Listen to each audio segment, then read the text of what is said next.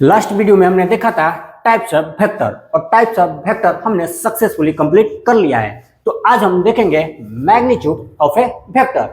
तो मान लीजिए कोई वेक्टर वेक्टर ए है और इस वेक्टर ए का एक्स कंपोनेंट है एक्स एंड इस वेक्टर ए का वाई कंपोनेंट है ए वाई और इस वेक्टर ए का जेड कंपोनेंट है ए जेड। तो वेक्टर ए इक्वल टू हो जाएगा एक्स आई कैप प्लस ए वाई जे कैप प्लस ए जेड के कैप। यदि बात करें इस वेक्टर ए की मैग्नीट्यूड की तो होगा mod of vector A equal to under root A square X plus A square Y plus A square Z. इस फॉर्मूले के हेल्प से हम इस वेक्टर ए का मैग्नीट्यूड फाइंड कर सकते हैं। तो हम एक क्वेश्चन देख लेते हैं। If vector A equal to 2i cap minus J cap plus 2k cap then find mod of vector A and A cap. यहां पर वेक्टर ए का मैग्नीट्यूड पूछ रहा है।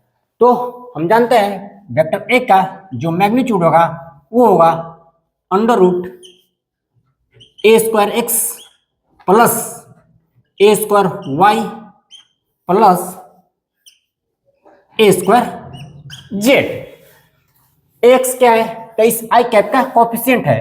आई कैप का कोफिशिएंट कितना है तो 2 है, तो लिख देंगे 2 के स्क्वायर प्लस ए वाई क्या है तो ए वाई इस जे कैप का कोफिशिएंट है जो कितना है तो -1 है, तो लिख देंगे -1 का स्क्वायर प्लस ए जेड क्या है तो ए जेड इस के कैप का कोफिशिएंट है जो कितना है तो 2 है, तो लिख देंगे 2 क्या स्क्वायर। यहां से हमको मिल जाएगी ये हो जाएगा 4, ये हो जाएगा 1 और ये हो जाएगा 4। यहां से हमको मिल जाती है अंडर रूट 9 जो हो जाएगा 3। तो इस वेक्टर ए का मैग्नीट्यूड कितना आया तो 3 आया। अब हम निकालेंगे ए कैप। ये हमने कौन सा पार्ट सॉल्व किया तो ए पार्ट को सॉल्व किया। बी में क्या पूछ रहा है, ये बी में पूछ रहा है ए कैप पूछ रहा है। ए कैप हम जानते हैं किसी भी लेटर के ऊपर हम ये कैप लगा देते हैं ना तो वो उस वेक्टर के यूनिट वेक्टर को रिप्रेजेंट करता है। तो ए कैप क्या है यहाँ पर तो यूनिट वेक्टर है। और हम जानते हैं कि यूनिट वेक्टर हमको कैसे मिलती है, किसी भी वेक्टर को उसके मैग्नीट्यूड से डिवाइड कर देते हैं तो हमको उसका यूनिट वेक्टर मिल जाती है। तो हम लिख सकते हैं ए कैप इक्वल टू, यहां से हम लिख सकते हैं बी में क्या फाइंड करना ए कैप ना, यहां से लिख सकते हैं A cap equal to vector A upon mod of vector A. क्यों? क्योंकि हम जानते हैं कि किसी भी वेक्टर को हम उसी के मैग्नीट्यूड से डिवाइड कर देते हैं ना तो हमें यूनिट वेक्टर मिल जाती है। यहां से हम लिख लेंगे वेक्टर ए इक्वल टू कितना है, वेक्टर ए इक्वल टू दिया हुआ है 2i cap minus J cap plus 2k cap और मोड ऑफ ए कितना है, हमारी मोड ऑफ वेक्टर ए कितना आया है तो 3 आया है, तो लिख देंगे अपॉन में 3। तो ये हो जाएगा A cap equal to 2i cap minus J cap plus 2k cap upon में 3। तो अब हम नेक्स्ट क्वेश्चन देखते हैं। ये बोल रहा है which of the following is a unit vector.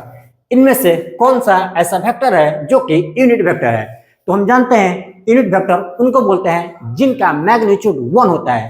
तो हम इन सभी का मैग्नीट्यूड निकाल कर देखेंगे और इनमें से जिसका भी मैग्नीट्यूड 1 आ जाएगा ना वो एक यूनिट वेक्टर होता है। तो इसमें सबसे फर्स्ट हम देखते हैं, फर्स्ट क्या है, फर्स्ट का मैग्नीट्यूड हो जाएगा अंडर रूट 1 का स्क्वायर प्लस अंडर रूट 1 का स्क्वायर और ये कितना हो जाएगा अंडर रूट 2। तो इसका मैग्नीट्यूड कितना आया अंडर रूट 2 आया, तो ये फर्स्ट यूनिट वेक्टर नहीं होगा। सेकंड देखते हैं, सेकंड वेक्टर का मैग्नीट्यूड कितना होगा तो वो होगा अंडर रूट 2 का स्क्वायर प्लस अंडर रूट 1 का स्क्वायर। ये कितना हो जाएगा, ये हो जाएगा 4, ये हो जाएगा 1, ये आ गया आपका अंडर रूट 5। तो सेकंड में नहीं होगा क्योंकि हम यूनिट वेक्टर वो होता है जिसका मैग्नीट्यूड 1 होता है। तो इनमें से जिसका भी मैग्नीट्यूड 1 आ जाएगा ना वही एक यूनिट वेक्टर होगा। तो फर्स्ट का मैग्नीट्यूड आया अंडर रूट 2 और सेकंड का मैग्नीट्यूड आया अंडर रूट 5। थर्ड का देखते हैं, थर्ड का मैग्नीट्यूड कितना हो जाएगा तो वो हो जाएगा अंडर रूट 2 के स्क्वायर प्लस अंडर रूट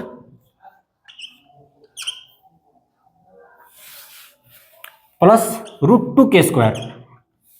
इसको आप सोल्व करेंगे तो ये हो जाएगा 4 और ये हो जाएगा 2, ये आ गया √6। तो थर्ड वाला भी नहीं होगा।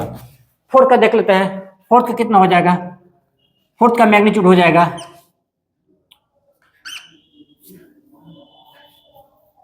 √12 प्लस √12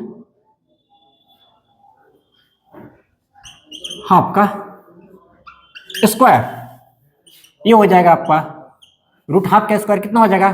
तो हाफ हो जाएगा, प्लस √12 हाफ हो जाएगा, और इनको आप जोड़ेंगे तो कितना आ जाएगा? √1, मतलब ये आ जाएगा 1। √1 बराबर कितना हो जाएगा? तो 1 हो जाएगा। मतलब ये नंबर 4 वाला जो वेक्टर है ना, इनका मैग्नीट्यूड 1 आ रही है, मतलब ये एक यूनिट वेक्टर है। तो इस तरह के क्वेश्चन में हमको मेनली ये देखनी है, यदि आपसे पूछेगा ना कि which of the following is a unit vector, तो इस तरह के क्वेश्चन में हमको मेनली ये देखनी है कि किसका मैग्नीट्यूड 1 आ रहा है। जिसका भी मैग्नीट्यूड 1 आ जाएगा वो एक यूनिट वेक्टर होगा, क्योंकि यूनिट वेक्टर का मैग्नीट्यूड 1 होता है। तो नेक्स्ट क्वेश्चन बोल रहा है कि if vector A equal to √12i plus √12j plus xk is a unit vector, then find the value of x। यहाँ पर वेक्टर ए बराबर दे दिया इतना, और ये बोल रहा है कि वेक्टर ए एक यूनिट वेक्टर है, तो बताइए इस x का वैल्यू कितना होगा। तो सबसे पहले इस वेक्टर ए का मैग्नीट्यूड निकालते हैं, जो कितना होगा? Mod of vector A is equal to होता है √a² x plus a² y plus a² z। ये फॉर्मूला है किसी भी वेक्टर के मैग्नीट्यूड निकालने का। x क्या है यहाँ पर?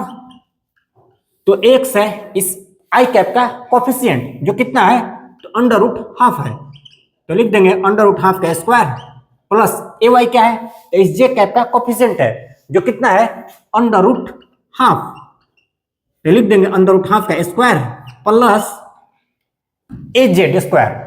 az क्या है? तो इस k कैप का कोफिशिएंट है, जो कितना है? x है, तो हम लिख देंगे x², जिसका हमको वैल्यू फाइंड करनी है।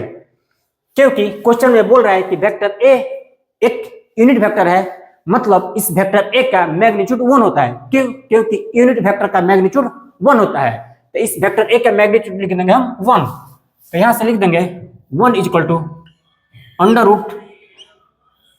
√12 का स्क्वायर कीजिएगा तो कितना आ जाएगा? हाफ मिल जाएगा, प्लस हाफ प्लस x², तो ये हो जाएगी 1 is equal to half plus half कितना हो जाएगा? तो 1 हो जाएगा, 1 प्लस x²।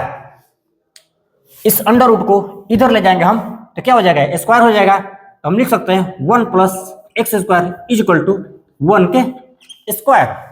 यहां से लिख देंगे हम x² हो जाएगा हमारी 1 माइनस 1, मतलब x का वैल्यू कितना आ गई? तो 0 आ गई। x का वैल्यू कितना आ गया? तो 0 आ गया, जिसका हमको वैल्यू फाइंड करनी थी। मतलब इस वेक्टर ए को हम लिख सकते हैं, इस वेक्टर ए को हम कैसे लिख सकते हैं? Vector A is equal to लिख सकते हैं हम √12i प्लस √12j। इसके कैप को नहीं लिखेंगे, क्यों? क्योंकि x का वैल्यू 0 आ गई। तो नेक्स्ट क्वेश्चन बोल रहा है if vector a is equal to 3i plus 4j and vector b is equal to 6i minus 8j, then find the another vector c which have magnitude equal to vector b and direction along vector a।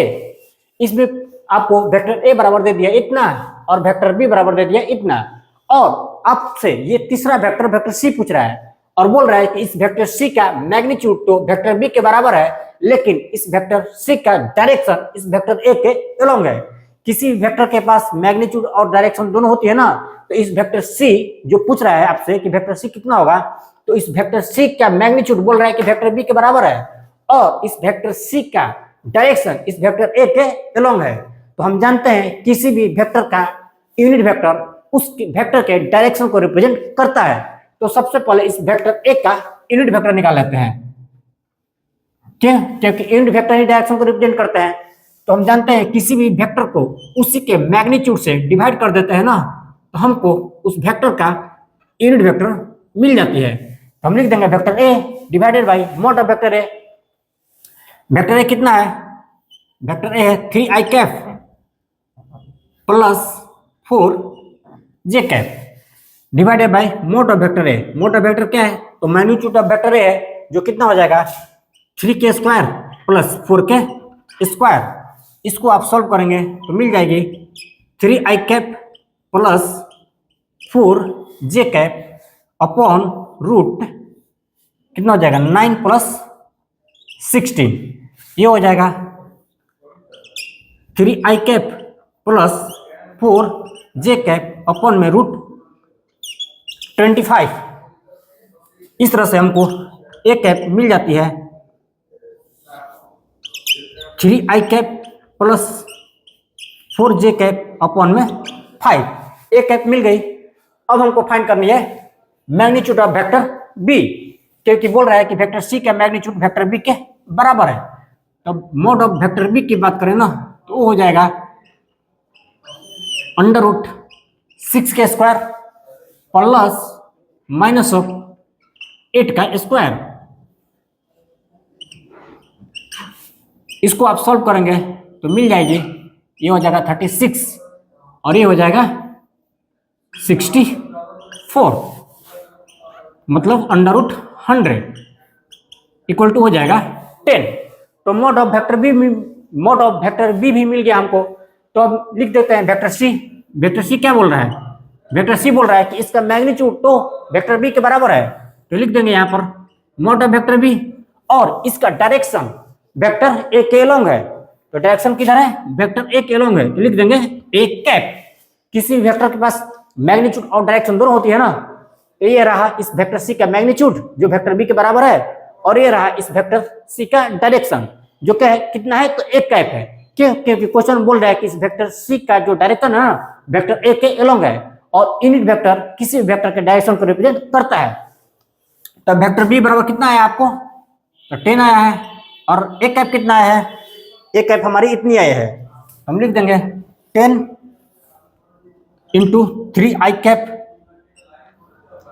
Plus 4j cap upon में 5। इसको आप solve करेंगे तो मिल जाएगी, ये cut जाएगा 2 बार में ना, हो जाएगा 2 into 3i cap plus 4j cap. यहां से हमको मिल जाती है vector C equal to 6i cap plus 8j cap. तो ये रहा vector C equal to 6i cap plus 8j cap, जो आपसे क्वेश्चन में पूछ रहा है।